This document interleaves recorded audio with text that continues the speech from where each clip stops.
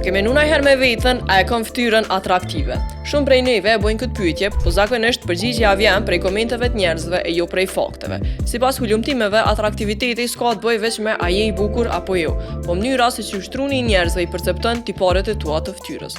Në një studim të madh që u zhvillu në 45 shtete, u gjet që kur dikush duket atraktiv, truni automatikisht janë vesh atij personi tiparet super pozitive.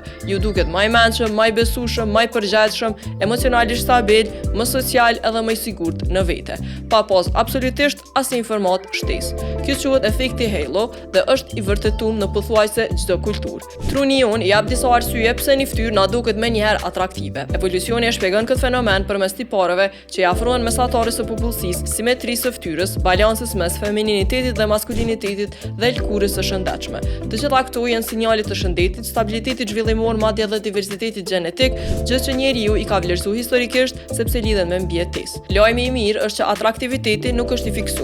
Mundet me ndrru në mënyrën se qysh buzëqesh, qysh rrin me njerëz, qysh përkujdesesh për lkurën, sa pushon, sa i qetë je edhe sa vetbesim transmeton. 70% e atraktivitetit sipas danave është perceptim edhe jo gjenetik. E ty kush duket personi më atraktiv? Kallëzom komente edhe për më shumë video si kjo, subscribe urbani në YouTube dhe në krejt platformat e tjera.